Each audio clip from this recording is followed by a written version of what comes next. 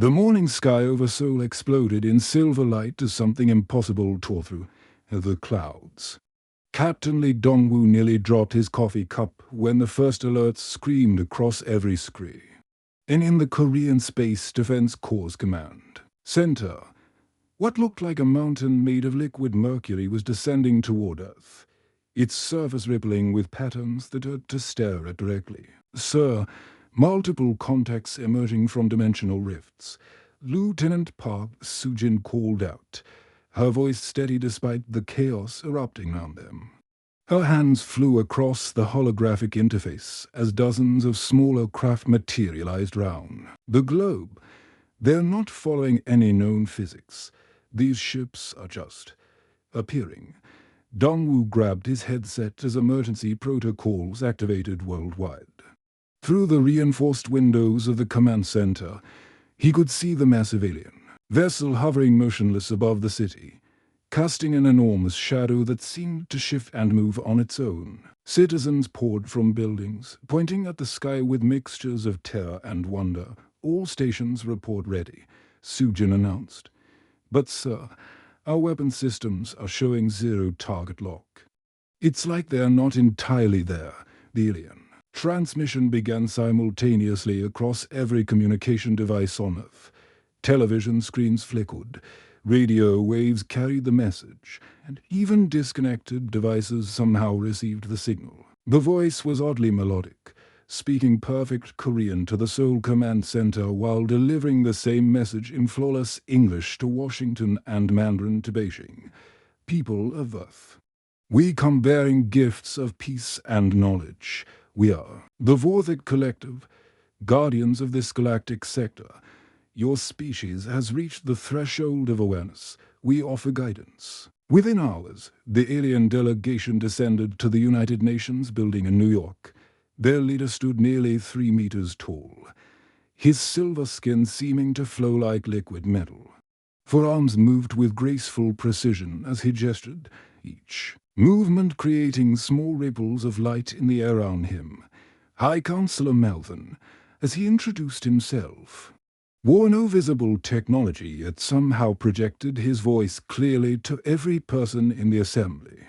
"Holm, your species shows remarkable promise," Melvin declared, his large eyes scanning the gathered world leaders. "We have observed your rapid technological advancement, your fierce creativity, your stubborn refusal to accept limitations. These traits serve you well, but they also present dangers." Dr. Kim Tae-han sat in the science advisory section, his instruments discreetly recording everything, as Earth's lead quantum physicist. He had been rushed to New York when the aliens specifically requested meetings with humanity's top scientists. Something about their casual dismissal of physical laws made his mind race with possibilities. "We offer you gifts," Malthon continued, gesturing to floating displays that materialized in midair. "Medicine that will eliminate most diseases, energy systems that will end your dependence on fossil fuels, manufacturing techniques that will end scarcity. These we give freely." The holographic displays showed miraculous technologies: cancer cells dissolving under targeted treatments, fusion reactors the size of shipping containers powering entire cities, automated systems producing food and goods from basic elements. World leaders leaned forward, their eyes wide with amazement. However, Malthon's tone grew serious. "Some technologies we cannot share: faster than light travel, dimensional manipulation, quantum weaponry. These capabilities have destroyed entire civilizations. Species that gain such power too quickly turned it against themselves or their neighbors. We bear the responsibility of preventing such tragedies." Taehyun's instruments detected massive energy fluctuations as Vorthic ships demonstrated their capabilities. One vessel simply vanished, reappearing on the opposite side of Earth's moon in seconds. Another seemed to fold space around itself, creating gravitational anomalies that made nearby satellites drift off course. The readings made no sense according to human physics. Yet the evidence was undeniable. "You will establish research stations in our orbital space," Maltham announced, making it clear this wasn't a request. Human scientists will work alongside our engineers to gradually introduce appropriate technologies. This process typically requires several centuries of careful advancement. Over the following weeks, the Vorthok proved efficient at establishing their presence. Massive orbital platforms materialized round Earth, their construction seeming to violate conservation of mass as materials simply appeared from nowhere. The aliens shared impressive technologies freely, keeping their promises about medicine and energy. Hospitals worldwide reported miraculous recoveries as alien treatments cured previously terminal illnesses. But Taihan noticed troubling patterns. Vorthok warships maintained strategic positions above every major population center. Their research stations were heavily armed and shielded. When human scientists asked detailed questions about propulsion systems or dimensional manipulation, alien supervisors redirected conversations to approved topics. They're not here as equals. He confided to his research team during a secured meeting, look at the positioning of their forces. This isn't cooperation, it's occupation with benefits. The most disturbing revelation came when analyzing energy signatures from Vorthok vessels. Their impossible technology created quantum disturbances that followed patterns eerily similar to theoretical frameworks human scientists had developed but never successfully implemented.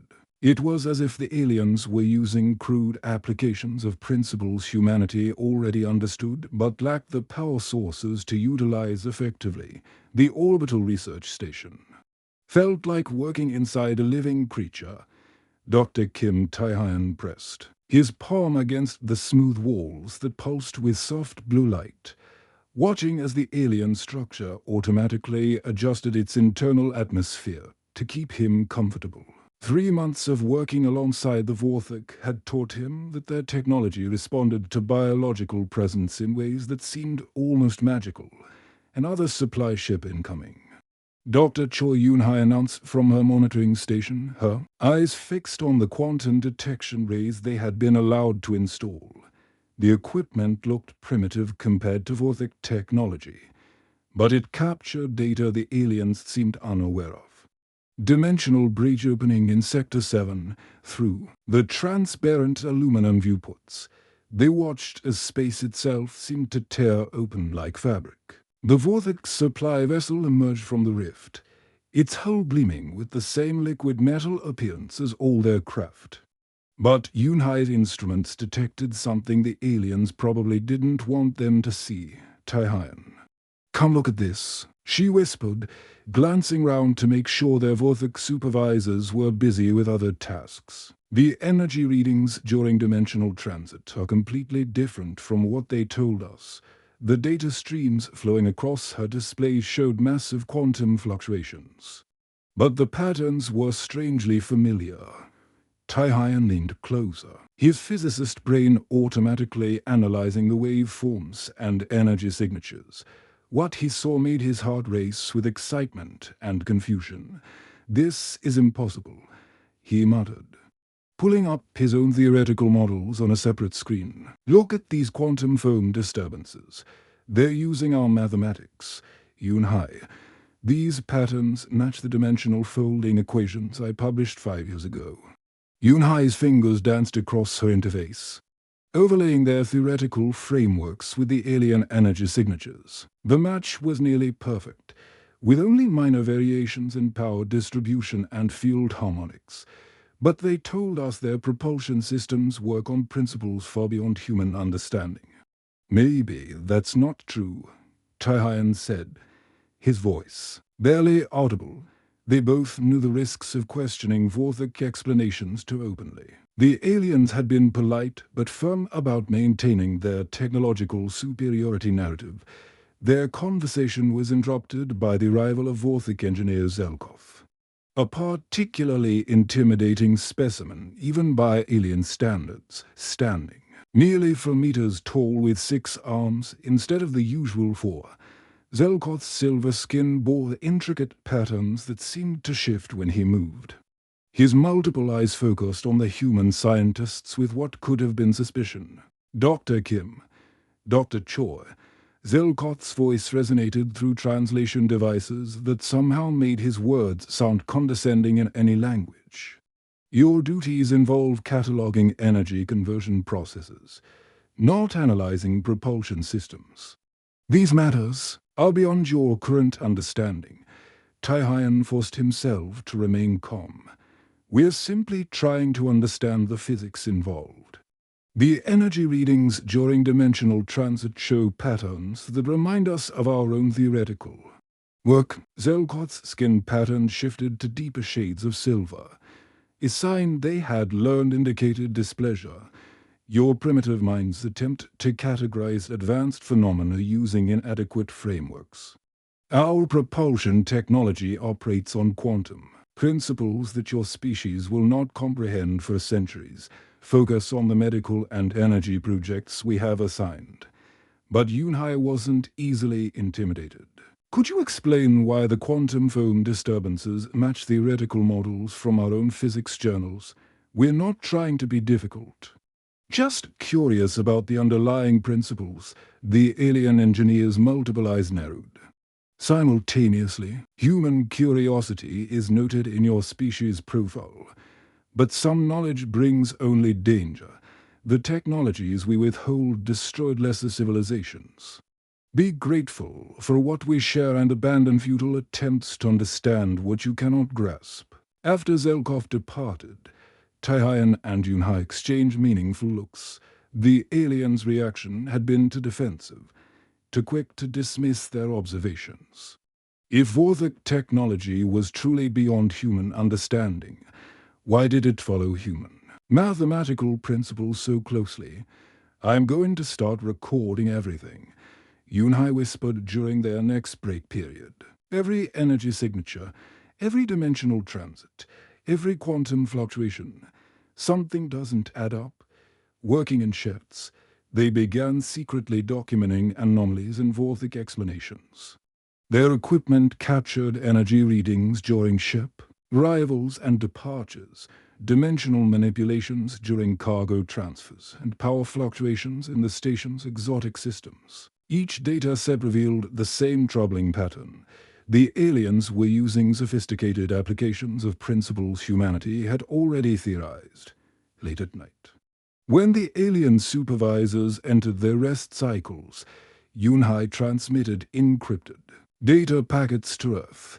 Her primary contact was Dr. Yoon Ji-hoon at Seoul National University, a brilliant theoretical physicist who had worked on dimensional folding equations before the Vorthok arrival changed everything. The quantum mechanics are undergraduate level. Ji-hoon's encrypted response arrived the next day. They're using massive amounts of energy to brute force solutions that elegant mathematics could accomplish more efficiently. It's like using a sledgehammer to crack an egg. Each transmission revealed more inconsistencies. The Vorthok claimed their matter conversion systems operated on exotic physics, but the energy signatures matched human theories about atomic manipulation. Their gravitational control systems followed Newton's laws with additional field equations that human scientists had developed but never tested.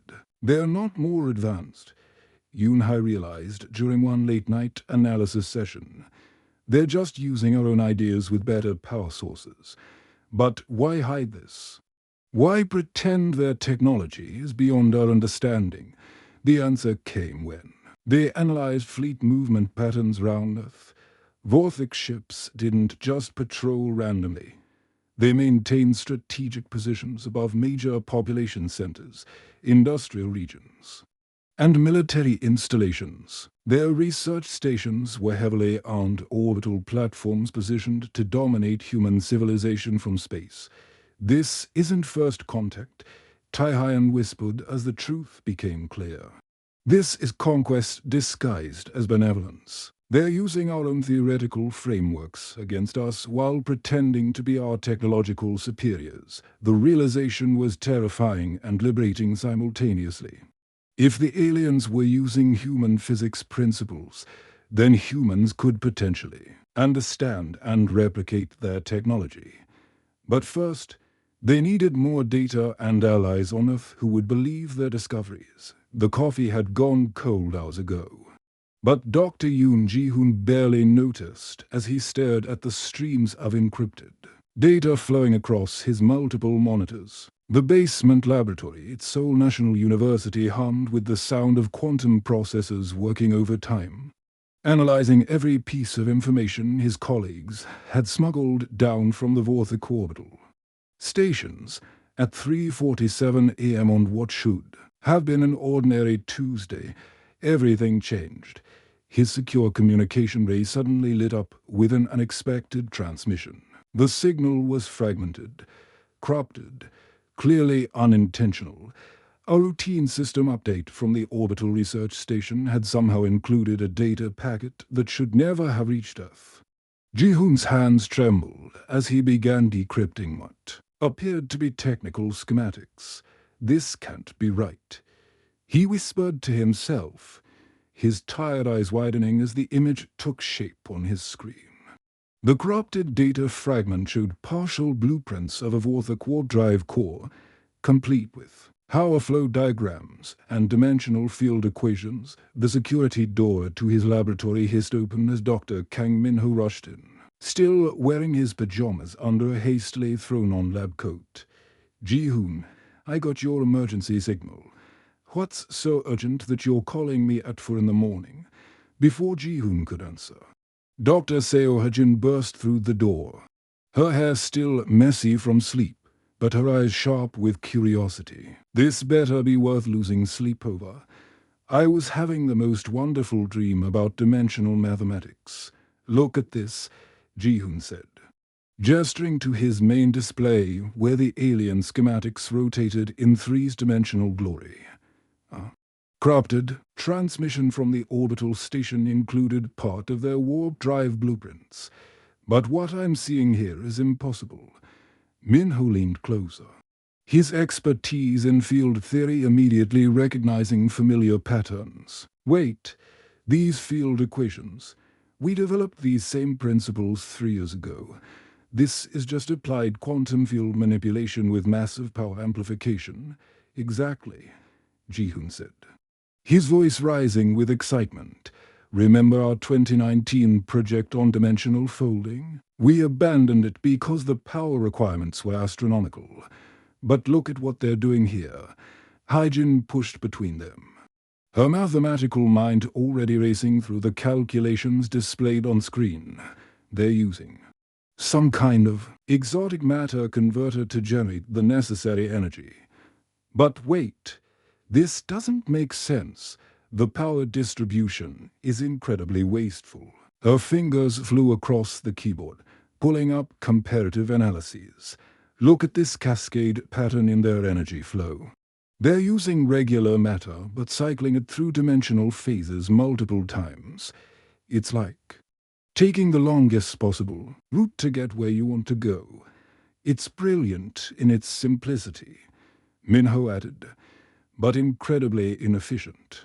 They're brute-forcing solutions that elegant mathematics could solve with a fraction of the energy." The three scientists worked in fevered silence, each diving into different aspects of the alien technology. Ji-hoon focused on the dimensional folding mechanisms. Min-ho analyzed the power generation systems, and Ha-jin worked on the mathematical frameworks that made it all possible. "I can't believe it," Ha-jin said after 2 hours of intense calculation. "Their advanced technology is just a crude application of theories we already understand. They're like someone using a massive industrial crane to pick up a paperclip." "The question is," Min-ho said, wiping sweat from his forehead, "can we do it better?" Ji-hoon grinned, the exhaustion of the long night forgotten in the rush of discovery. "Better? We can do it 10 times better.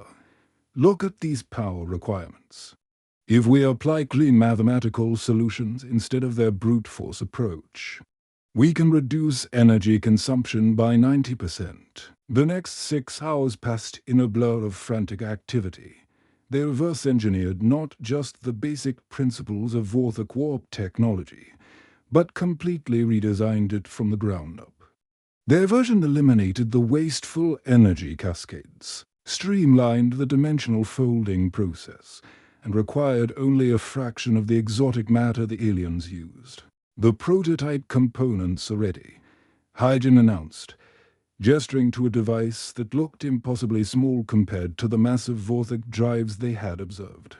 It's 1/10 the size of their system, but should generate triple the efficiency.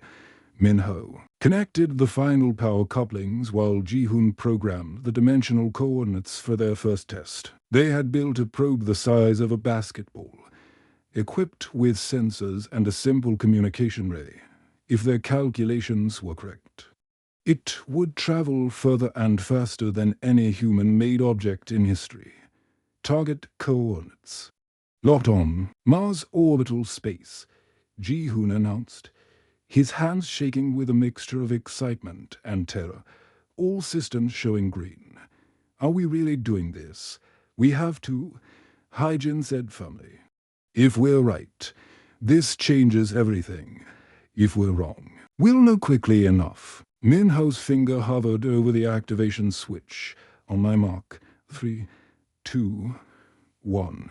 Mark. The probe vanished in a brilliant flash of blue light that momentarily blinded them all. Emergency systems kicked in as the laboratory's quantum sensors detected massive dimensional disturbances. For a moment, the three scientists wondered if they had just torn a hole in reality itself.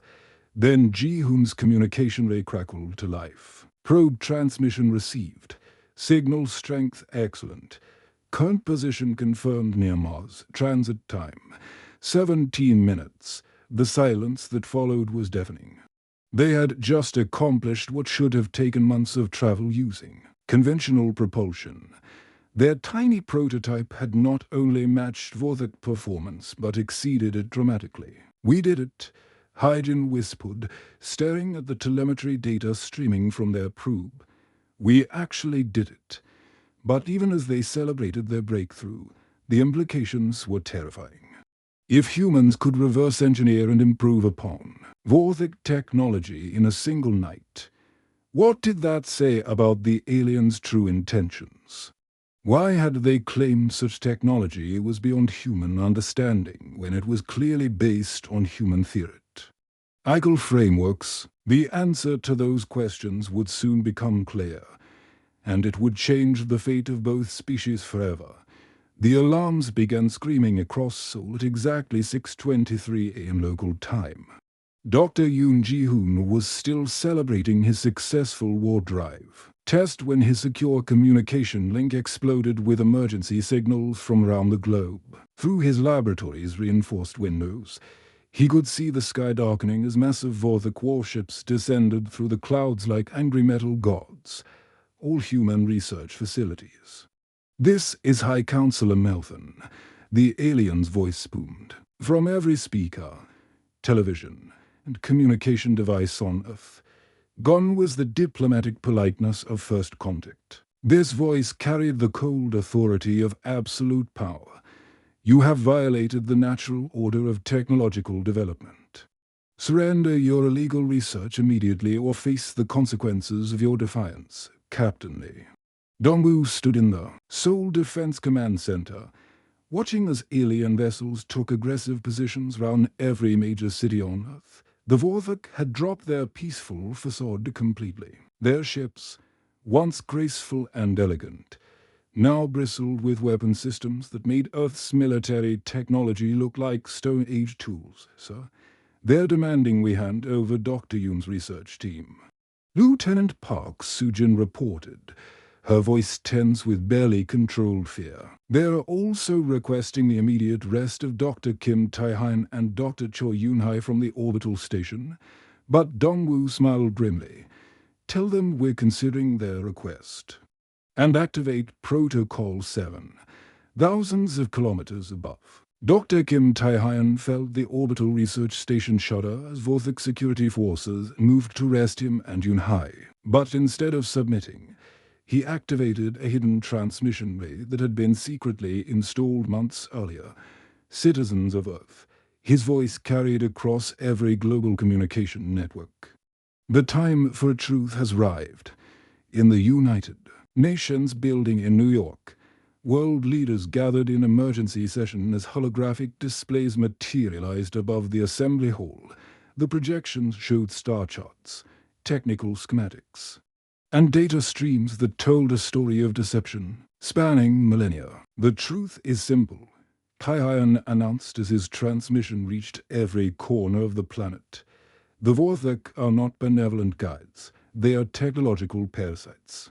Every species they have guided remains dependent on their technology. Decades or centuries later, the holographic displays shifted to show intercepted Vorthek communications, translated into dozens of languages simultaneously. Fleet deployment orders, resource extraction schedules, and population control protocols painted a picture of systematic exploitation. They don't share knowledge, Kaihan continued, his voice growing stronger as Vorthek security forces pounded on his laboratory door. They create vessel states and their supposedly advanced technology. It's crude applications of theories we developed independently years ago. High Counselor Malthon's image appeared on screens worldwide, his silver features twisted with rage. Enough lies.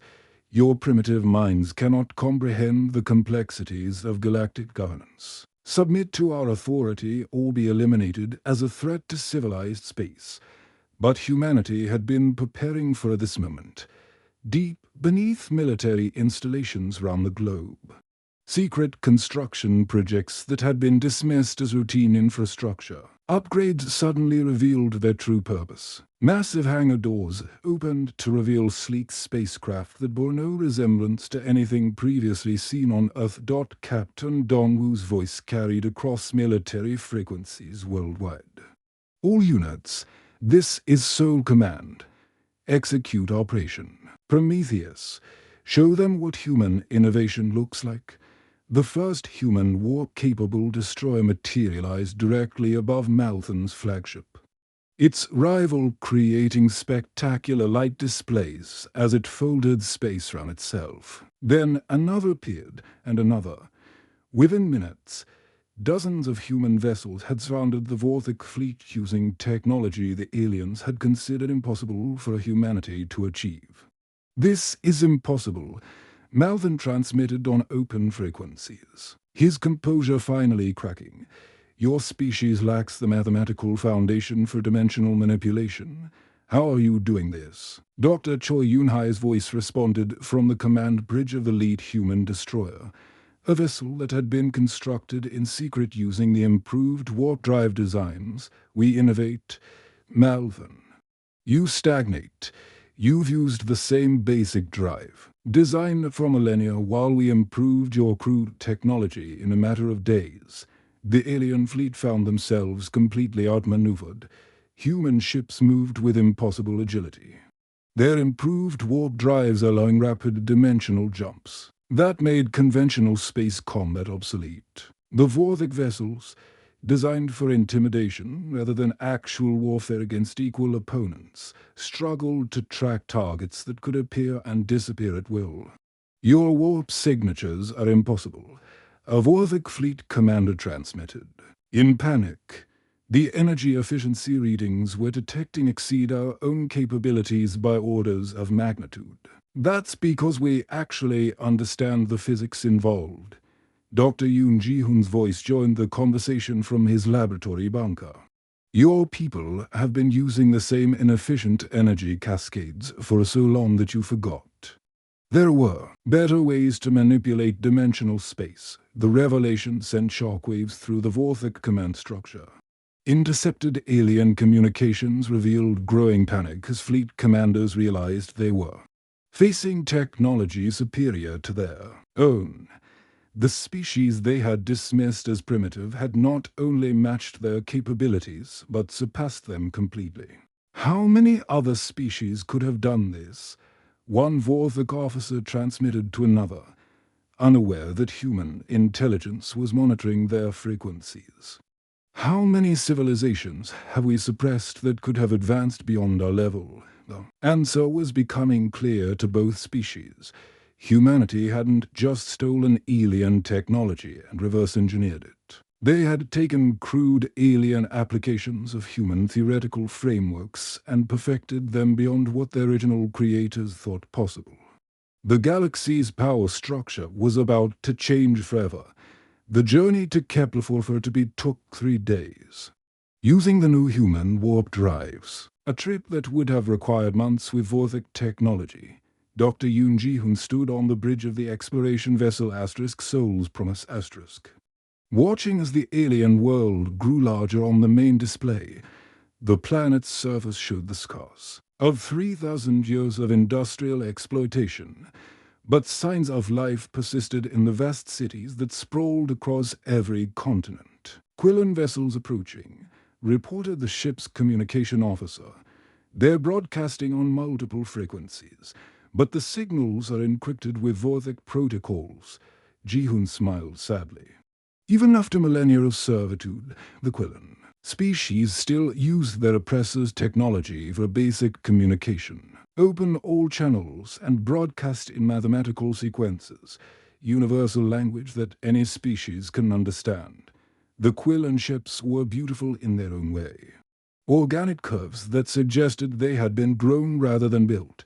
But Ji-hoon's instruments detected the telltale energy signatures of Vorthik control systems embedded throughout their vessels. The enslaved species couldn't even pilot their own ships without alien oversight. "This is Quillen Defense Coordinator Tice," a melodic voice finally responded. "Unknown vessels, you are in violation of Vorthik territorial space. State your purpose or be destroyed." "We come bearing gifts," Ji-hoon replied simply. "We are humans from Earth, and we have something your people deserve to see." The first meeting took place on the largest Quillen city ship, a massive structure that housed millions of beings who looked like elegant crosses between dolphins and birds. Their leader, Elder Tice, moved with fluid grace despite the mechanical implants that monitored her every action for the Vorthik overseers. "Your species is unknown to us," Tice said, her large eyes reflecting both curiosity and fear. "The Vorthik have told us of no new additions to their guidance program." "How do you possess faster-than-light travel?" Ji-hoon activated a portable holographic projector, displaying the complete technical specifications for the improved human warp drive. "Because we developed it ourselves, and now we want to share it with you." The Quillen engineers who gathered round the display could barely contain their excitement. For 3,000 years, they had been forbidden from understanding the technology that powered their own ships. Now, for the first time, they could see the elegant mathematical principles that made interstellar travel possible.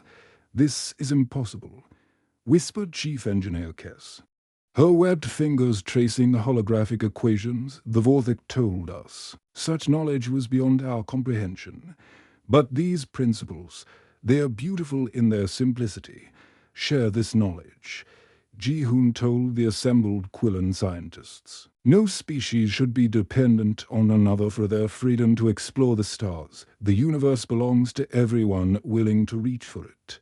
Within weeks, Quillen shipyards were producing vessels with improved warp capabilities. The mechanical control systems installed by their Vorthik overseers became useless as the enslaved species gained the ability to travel independently. Similar scenes played out across dozens of worlds as human exploration fleets delivered the gift of technological freedom to every Vorthik subject race. The Vorthik Empire crumbled with shocking speed. The Zephyrian Collective, enslaved for 2 millennia, declared independence and began exploring regions of space their former masters had forbidden them to visit. The crystalline Altair species used their newfound freedom to establish trade networks that bypassed Vorthik control entirely. The aquatic Nereid civilization began terraforming dead worlds using techniques that combined human warp technology with their own biological mastery. Some Vorthik worlds, recognizing the inevitable, chose cooperation over continued conflict. These progressive factions joined the Galactic Cooperation Council that Earth had proposed, contributing their own knowledge to the growing pool of shared scientific advancement. High Counselor Melthon, stripped of his fleet and authority, requested a meeting on a neutral space station in the Proxima Centauri system. Dr. Kim Tai-Han agreed to see him, curious about what the former alien overlord might have to say. The once imposing Vorthik leader looked diminished without his symbols of power. His silver skin had lost its lustrous shine, and his forearms moved with the uncertainty of someone who no longer controlled the fate of entire civilizations. "Your species terrifies us," Malvern admitted, his multiple eyes avoiding direct contact. "With the human scientist, in months, you achieved technological advancement that took us millennia. You freely share knowledge that we hoarded for centuries. You turn enemies into allies and oppressors into partners. This is not how galactic politics have ever worked." Tai-Han poured tea from a ceramic pot, offering a cup to the alien despite knowing Vorthik biology couldn't process the beverage. The gesture itself carried meaning. "Then maybe it's time for a new politics, Malthon. We're not interested in building an empire.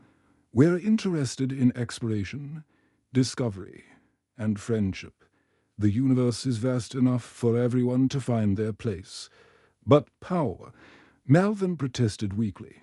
"Control, order. Without hierarchy, there is chaos. Without freedom, there is stagnation," Tai-Han replied. "Look at what happened when we freed your subject races. The Quillen developed dimensional agriculture in 6 months. The Zephyrians created artistic forms that exist in folded space. The Altair species designed crystalline computers that process information faster than anything we've ever seen. Innovation flourishes when minds are free to explore. As human exploration fleets venture deeper into previously unknown regions of space, they carried a simple message encoded in every transmission: technology shared is technology multiplied. The results exceeded everyone's expectations. The Andromedans, a species that had hidden from Vorthik expansion for centuries, emerged from their stellar fortress to share propulsion techniques that allowed travel between galaxies. The energy beings of the Magellan Clouds offered insights into consciousness transfer that revolutionized both computing and medicine. Even the Mechanical Harvester Collective, long considered hostile to organic life, began collaborative projects. When they realized humans treated artificial intelligence as equal partners rather than tools, within 2 years, 17 species had independently improved upon the original human warp drive designs.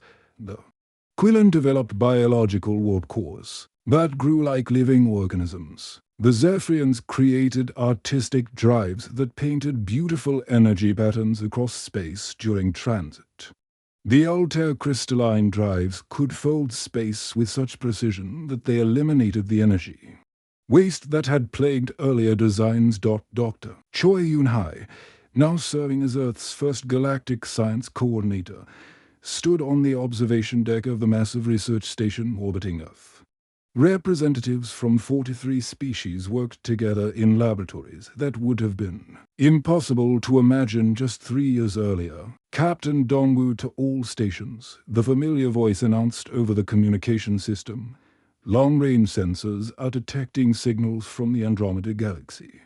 Someone out there is using our warp drive specifications to send a message. They want to make contact." Yun-hai smiled as she watched human and alien scientists rushing to their instruments with equal excitement. The galaxy had indeed entered a new age of cooperation, sparked by humanity's simple refusal to accept limitations imposed by those who feared progress. The stars themselves seemed brighter now, filled with the promise of endless discovery and the joy of shared knowledge. In the end, the greatest human innovation hadn't been improved warp drives or dimensional manipulation. It had been the radical idea that the universe was vast enough for everyone to explore together. ***, the end ***.